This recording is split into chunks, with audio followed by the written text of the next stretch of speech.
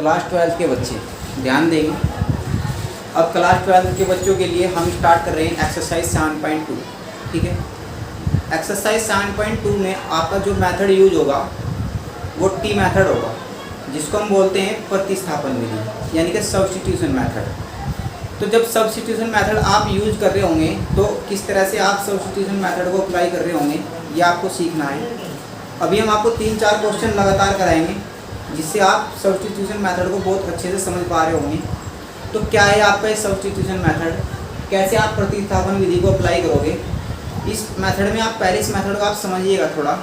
इस मेथड में क्या होता है कि जो चीज़ें दी हुई होती है, ठीक है, उसमें दो चीज़ें इस तरह से दी हुई होती हैं कि एक चीज़ का अगर एक फंक्शन का या एक चीज़ का हम अवकलन कर दें तो दूसरी का उसका अवकलन वहाँ पे रखा हुआ मिलता है। कैसे, जैसे आपका पहला क्वेश्चन है integration of 2x upon 1 plus के एक्स स्क्वायर।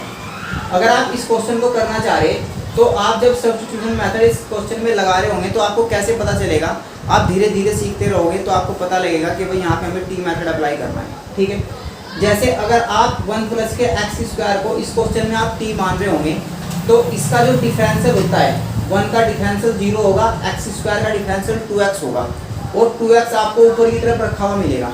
ठीक है, 2x आपने इसका डिफरेंशियल क्या कितना होता है 2x और 2x आपका क्वेश्चन में ऑलरेडी रखा हुआ है।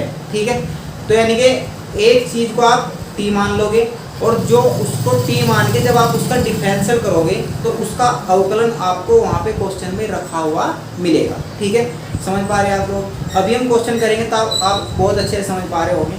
जैसे क्वेश्चन नंबर आपका 2 है, ये वाला क्वेश्चन। अगर आप इस क्वेश्चन में log x को t कह दो, अगर log x को आपने t कह दिया तो log x का जब आप डिफरेंशियल करोगे तो log x का डिफरेंशियल होता है 1/x और 1/x आपका क्वेश्चन में रखा हुआ है पहले से ऑलरेडी। ठीक है, तो पहले आप आहिस्ता आहिस्ता से क्वेश्चन को समझिएगा। 3-4 क्वेश्चन आप 2-3 क्वेश्चन आप देखिएगा, 3-4 क्वेश्चन देखिएगा और आप बहुत अच्छे से टी मेथड को समझ पा रहे होंगे। कैसे, जो आपका एक्सरसाइज 7.2 का क्वेश्चन नंबर 1 है, तो क्वेश्चन नंबर 1 में हम क्या करेंगे, 1 प्लस के एक्स स्क्वायर को आप टी रख रहे होंगे। यहाँ पे आप लिख दो पुट 1 प्लस के एक्स स्क्वायर को क्वेश्चन में हमने टी रखा। ठीक है, तो एक चीज़ को आपने टी रख दिया तो टी रखने के बाद जब आप इसका डिफरेंशियल करोगे तो इसका डिफरेंशियल वही चीज़ बन के आएगा जो आपका क्वेश्चन में अब बच गया। एक चीज़ को आपने इसको टी मान लिया, इसको टी मानने के बाद आपका जो क्वेश्चन में बचा एक तो 2x और एक dx, ये डिफरेंशियल करने के बाद बन जाना चाहिए सेम बिल्कुल। कैसे, आप इसको डिफरेंशिएट करोगे with respect to x, differentiate with respect to x। जब आप x के रेस्पेक्ट में इसको डिफरेंशिएट करोगे तो 1 का डिफरेंशियल होता है आपका 0, एक्स स्क्वायर का डिफरेंशियल होगा आपका 2x और जैसे y का डिफरेंशियल dy/dx होता है इसी तरह से t का डिफरेंशियल होगा dt/dx। तो इसको आप ऐसे लिख रहे होंगे dt/dx। उसके बाद आपका ये dx इधर से इधर की तरफ आ रहा होगा तो आप इसको ऐसे लिख रहे होंगे 2x dx = dt। समझ पा रहे हैं आप लोग। फिर से समझिएगा आप एक बार, क्वेश्चन इस तरह से होगा कि आप एक चीज़ को t मान रहे होंगे, हमने इसको t मान लिया 1 प्लस के एक्स स्क्वायर को। इसके बाद आपका क्वेश्चन में बचा 2x और dx, तो जिस चीज़ को आपने t मान लिया उसका डिफरेंशियल करने के बाद क्वेश्चन में जो आपका बचा हुआ है 2x और dx वो बन जाना चाहिए और आपको सिर्फ और सिर्फ इतना ही बनाना है जितना के क्वेश्चन में वहाँ पे बचा हुआ है। ठीक है, यहाँ पे क्वेश्चन में 2x dx बचा हुआ है, आपने बचाया, इसकी मल्टीप्लाई आपने यहाँ पे की तो ये हो गया आपका 2x dx और इधर आपका कितना रह गया dt। अब आपको क्वेश्चन को चेंज करना है। कैसे, जब आपने क्वेश्चन में एक चीज़ को t मान लिया तो आपका पूरा का पूरा क्वेश्चन चेंज होके t में आ जाना चाहिए। कैसे, यहाँ पे आप इसको ऐसे लिखोगे इंटीग्रेशन ऑफ 2x और dx, 2x और dx की वैल्यू आपकी कितनी है dt। समझ पा रहे हैं आप लोग। 1 प्लस एक्स स्क्वायर की वैल्यू आपकी कितनी है t और अगर आप इसको इंटीग्रेट करो, अगर आप इसका डिफरेंशियल करो तो इसका डिफरेंशियल कितना होता है, उसका आप ऐसे लिख सकते हो 1/t और dt और 1/t का जो इंटीग्रेशन होता है वो कितना होता है log x। 1/x का इंटीग्रेशन log x, तो 1/t का कितना होगा log t और प्लस के आप एक कोएफिशिएंट c ऐड कर रहे हो। ठीक है, इसके बाद जो आपने वैल्यू मान ली थी t, टी की वैल्यू कितनी है आपके पास 1 प्लस के एक्स स्क्वायर। जब आपका क्वेश्चन में आंसर आ रहा होगा तो आप वो टी की वैल्यू चेंज कर रहे होंगे। कैसे? लोग इसको आप ऐसे लिखोगे 1 प्लस के एक्स स्क्वायर और प्लस के सी, और इस तरह से आपके इस क्वेश्चन का आंसर आ रहा होगा। समझ पा रहे हैं आप लोग? अभी आप और समझिएगा, आपका question number 2 integration of log x का square upon x into D x है। तो जब आप इसको इंटीग्रेट करोगे तो सबसे पहले आप क्या करोगे, log x को आप t रख दोगे। अगर आपने log x को t मान लिया तो इसका डिफरेंशियल होता है log x का 1 अपॉन x, t का डिफरेंशियल होता है आपका dt अपॉन dx। आप ये dx इधर से इधर ला रहे होंगे तो आप इसको ऐसे लिखोगे 1 upon x dx is equal to dt। अब आप इस क्वेश्चन को चेंज करोगे इस तरह से, आप इसको ऐसे लिख सकते हो log x की पावर 2, और यहाँ से ये x निकाल के ऐसे लिख दो 1 अपॉन x और dx। कर सकते हो आप इसको इस तरह से। तो आप क्या कर रहे होंगे, आपने हमने जैसे आपको मेथड बताया था, मेथड में हमने बताया था कि आपने एक चीज को t मान लिया, इसके बाद क्वेश्चन में आपका बचा 1 अपॉन x और dx। डिफरेंशियल करने के बाद ये बन जाना चाहिए, और ये बन भी गया। 1 अपॉन x और dx को क्या लिखोगे आप अब, dt। तो ये तो हो गया आपका क्वेश्चन में t स्क्वायर, और ये इतना सा आपका क्या हो गया dt, और यहाँ पे आप इंटीग्रेशन कर सकते हैं। x की पावर n से आप इसको इंटीग्रेट करोगे तो क्या होता है 2 प्लस के 1। हमने बताया था आपको इसके इंटीग्रेशन करने का तरीका होता है कि जितनी पावर होगी आप उसमें एक ऐड करोगे, और जितना आपने पावर में लिखा, जितना आपने पावर में लिखा उतना ही आप अपॉन में लिख रहे होंगे। समझ पा रहे हैं आप लोग? तो ये आपके इस क्वेश्चन का इंटीग्रेशन आ रहा होगा, प्लस के आप एक कांस्टेंट सी ऐड करोगे। फिर आप क्या करोगे, ये हो गया आपका t की पावर 3 अपॉन 3 प्लस के सी। अब आपको t की वही वैल्यू रखनी है जो आप स्टार्टिंग में क्वेश्चन में लैट करके चले थे, सपोज करके चले थे। तो आपने t की वैल्यू कितनी सपोज की थी, log x और इसकी पावर 3 अपॉन में आपका 3 और प्लस के c। समझ पा रहे हैं आप लोग? उम्मीद है कि आप लोग समझ पाए होंगे। अभी और क्वेश्चन देखते हैं हम। क्या है आपका क्वेश्चन नंबर 3। क्वेश्चन नंबर 3 को करने से पहले आप क्या करोगे, 1 अपॉन यहाँ पे x, आप इसका क्या ले रहे होंगे, एलसीएम, सॉरी कॉमन। जब आप यहाँ से x कॉमन ले रहे होंगे, यहाँ पे कितना बच रहा होगा 1, यहाँ पे कितना log x, और ये आपका कितना है dx। ठीक है, समझ पा रहे हैं आप लोग? इसके बाद आप क्या करोगे, यहाँ से 1 प्लस के log x को आप t लिख रहे होंगे। 1 प्लस के log x को आपने कितना लिख दिया, t।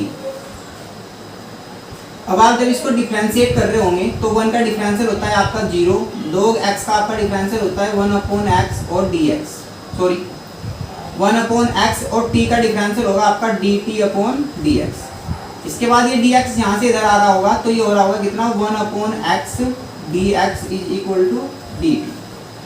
अब आप वैल्यू चेंज कर रहे होंगे, तो जब आप यहाँ से वैल्यू चेंज कर रहे होंगे तो आप इसको इस तरह से लिख रहे होंगे, इंटीग्रेशन ऑफ 1 अपॉन 1 प्लस के log x, और ये 1 अपॉन x आप यहाँ पे लिख रहे होंगे, और dx लिख सकते हो आप इसको इस तरह से, क्योंकि 1 के आप 1 में मल्टीप्लाई करोगे जब भी 1 है, 1 आप कितनी भी जगह लिख सकते हो। ठीक है, 1 अपॉन x और dx तो आपका हो जाएगा कितना dt, और 1 ये आपने कितना मान लिया t, तो ये हो जाएगा आपका 1 अपॉन t, ये हो जाएगा आपका कितना dt।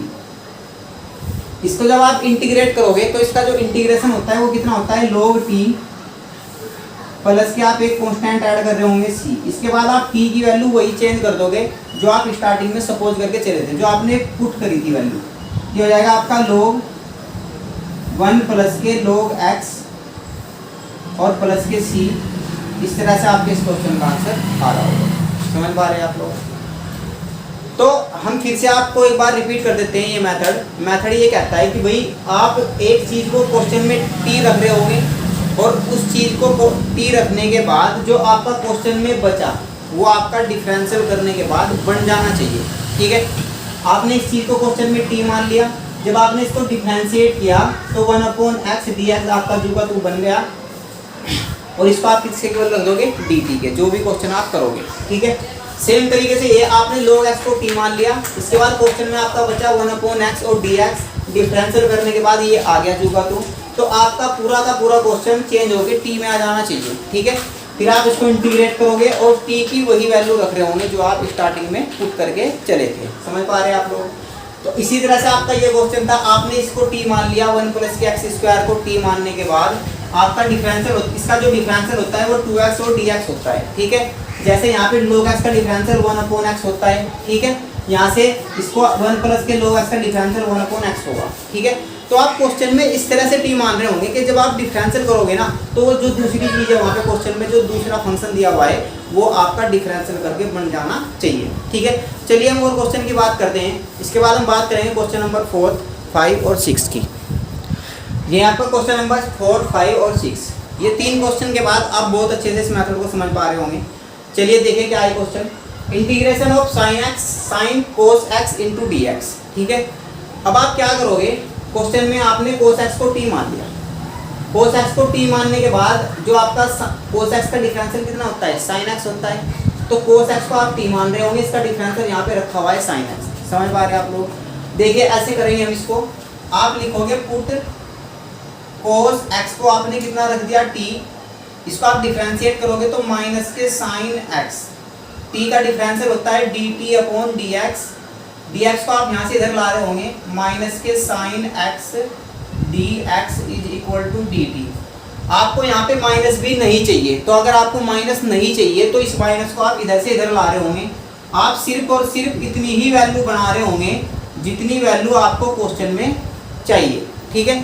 आपको खाली साइन एक्स चाहिए और कोस एक्स चाहिए, क्योंकि इसको तो आपने टी मान लिया। तो अब आप क्वेश्चन को जब चेंज करोगे तो क्वेश्चन इस तरह से चेंज होगा। आप इसको ऐसे लिखो, साइन कोस एक्स मल्टीप्लाई में कोई भी चीज़ आप कहीं भी लिख सकते हो। इसको हमने यहाँ पे लिख दिया। ऐसा हमने इसलिए किया ताकि आप इसको कितना लिख सको, डी टी, और इसको आप क्या लिख सको, टी।